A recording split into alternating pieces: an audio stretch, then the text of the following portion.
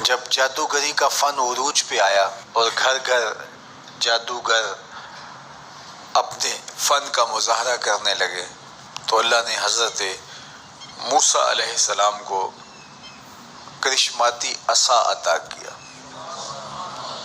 جو جادو کے فخر کو توڑ کے رکھ دیتا ہے.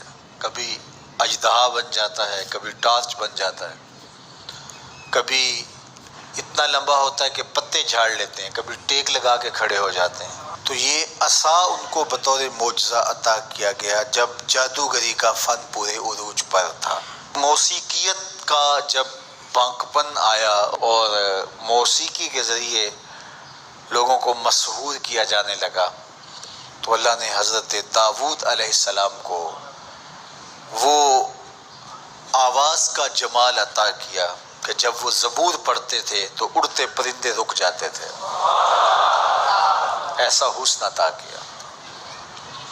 لوہے کی صنعت عروج پہ آئی اور لوہے کو گرم کر کے نرم کیا جاتا، ڈھال کر کے زرہیں تلواریں بنائی جاتی، ظروف بنائے جاتے. تو اللہ نے حضرت داؤد علیہ السلام کو یہ معجزہ دیا کہ وہ لوہے کو ہاتھ میں لیتے موم کی طرح نرم پڑ جاتا اور جس طرح چاہتے اس کو وہ شکل دے دیتے. طب یونانی جب اپنے مرتبہ کمال کو پہنچتی ہے اور ہر مرض کی تشخیص، تدبیر اور علاج معالجہ دریافت کر لیا جاتا ہے، لیکن 3 امراض کا علاج طب یونانی سے نہیں ہو سکتا ہے. مادرزاد اندھے کی آنکھوں میں روشنی نہیں رکھ سکتے، کوڑی کے جسم کو شفا نہیں دے سکتے، تیسرا ان کے پاس موت کا علاج نہیں ہے. تو طب یونانی کے عروج کے زمانے میں حضرت عیسیٰ آتے ہیں تو ان تینوں مرضوں کا علاج لے کے آتے ہیں. مردے کو ٹھوکر مارتے ہیں، وہ اٹھ کے باتیں کرنے لگ جاتا ہے. کوڑی کے جسم پہ ہاتھ پھیرتے ہیں، اسے شفا مل جاتی ہے. نابینا کی آنکھوں پہ ہاتھ رکھتے ہیں، نور اترنے لگتا ہے. مصر کے کوچہ و بازار میں جب حسن والوں کے حسن کے چراغ جلنے لگے اور ایک سے بڑھ کر ایک حسین دل لبھانے لگا، ان کی عشوہ ترازیاں نیندیں اچاٹ کرنے لگیں تو اللہ نے حسن و جمال کے زمانے میں حضرت یوسف علیہ السلام کو معجزہ جمال دے کے بھیجا. اور جب ان کے جمال کا، حسن کا چراغ روشن ہوا تو سارے دیے بجھ گئے، اور جنہیں ناز تھا اپنے حسن پہ وہ اپنی انگلیاں کاٹتے ہوئے دکھائی دیتے. تو ہر دور میں ایسا ہوا. آپ انبیاء کی تاریخ پڑھتے جائیں اور ان کے معجزات دیکھتے جائیں اور اس دور کا عروج اور بانکپن آپ کو جو ملے گا، معجزہ اس کا توڑ آپ کو نظر آئے گا. جب میرے اور آپ کے آقا و مولا تشریف لائے تو زبان و بیان کا عروج تھا، قرآن دیا گیا. قرب قیامت میں انسانی ارتقاء اور مادی ترقی اور اپالو یازدم کے ذریعے چاند پر جانے کی باتیں ہونی تھی اور لوگوں نے مریخ پر جانے کی تیاریاں کرنی تھی.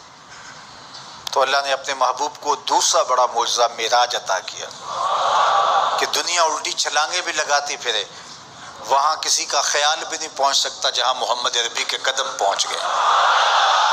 میرے امام بولے خرد سے کہہ دو کہ سر جھکا لے، خرد سے کہہ دو کہ سر جھکا لے، گماں سے گزرے گزرنے والے، یا خود پڑے ہیں جہت کو لالے، کوئی کیا بتائے کدھر گئے تھے، سراغ عین و متا کہاں تھا، نشان کیف و الا کہاں تھا، نہ کوئی ساتھی نہ کوئی راہی، نہ سنگ منزل نہ مرحلے تھے، کمان امکان کے جھوٹے نقطوں تم اول آخر کے پھیر میں ہو، محیط کی چال سے پوچھو کدھر سے آئے کدھر گئے تھے، وہی ہے اول وہی ہے آخر، وہی ہے ظاہر وہی ہے باطن، اسی کے جلوے اسی کو ملنے اسی سے اس کی طرف گئے تھے، کمان حیرت میں سر جھکائے عجیب چکر میں دائرے تھے، ان کی عظمتوں کی کنہ تک کون پہنچے.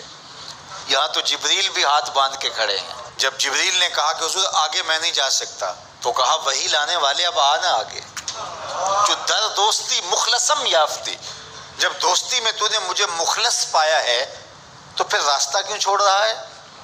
تو عرض گزار ہوئے اگر یک سر موئے برتر پرم، فروغ تجلی بسوزت برم، لو دنو تو خط وطن لہ ترک تو، اس سے آگے میں بڑھ ہی نہیں سکتا، اگر ایک قدم بھی آگے بڑھوں تو جل کے راکھ ہوتا ہوں۔ تو جہاں جبریل بھی پیچھے رہ گئے، ملائک بھی پیچھے رہ گئے، کوئی فلک تے رہ یار گیا، کوئی جا سدرا تے ہار گیا، ایک کالیاں زلفاں والا سی جڑا عرش تو بھی لنگ پار گیا، کوئی حد ہے ان کے عروج کی بلغ العلا بے کمالِ